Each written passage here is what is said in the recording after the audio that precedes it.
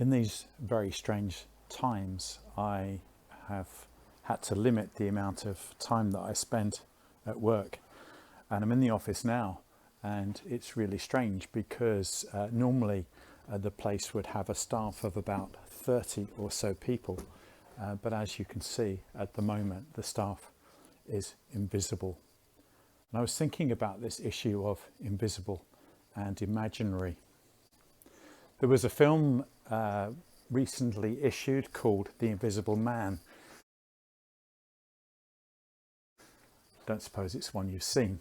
And it starred Elizabeth Moss, and it also starred a male lead as the actor who played the Invisible Man, although for the life of me I can't quite put a face to him at the moment. My brother, when he was quite young, about 3 or 4, used to have an imaginary friend. The friend was called Chumbly the chimp. Naturally, that's what he was, a chimpanzee. This friend lived with us for quite some time, and very confusing because my mum and dad couldn't see him and neither could I. So it's very strange. And confusingly though, there were times when we could see him because occasionally my brother would actually become Chumbly the chimp.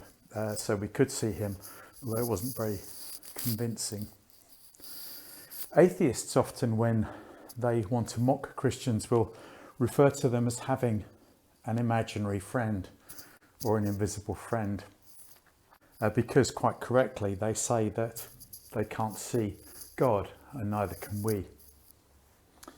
And so we have to look at other ways of evidencing that God is there.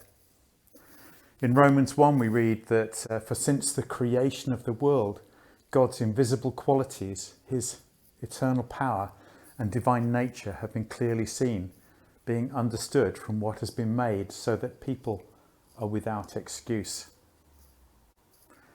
And in Psalm 19 it says this: the heavens declare the glory of God, the skies proclaim the work of his hands. Day after day they pour forth speech, night after night they reveal knowledge. And Colossians 1 also talks about Jesus as being evidence of God as well. It says the Son is the image of the invisible God, the firstborn over all creation. For in him all things were created, things in heaven and on earth, visible and invisible, whether thrones or powers or rulers or authorities. All things have been created through him and for him.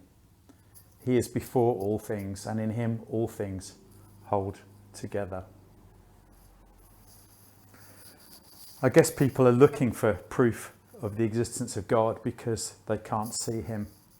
And for me, it becomes a matter of faith. But also when I've been out and about recently and I've seen things that maybe I haven't had the opportunity to see more often, things like the egret fishing in the river near our home, things like the trees changing from barren branches to bursting out with life in blossom and leaves, and seeing the newborn foals growing and developing in the fields near us. And when I look at all these things, I can almost hear God shouting out, look, here I am, you can see me. I might not be visible as a person, but you can see me in all of these things. And the invisible God is crying out and screaming out to say, I'm here. Atheists mock invisible friends. We also are aware at the moment of a virus, coronavirus, which is creating havoc. And this could also be called an invisible fiend. People know it exists, although they have not seen it, but they've seen the impact and the evidence. So, invisible friend, invisible fiend, still maybe there's a matter of faith in believing them.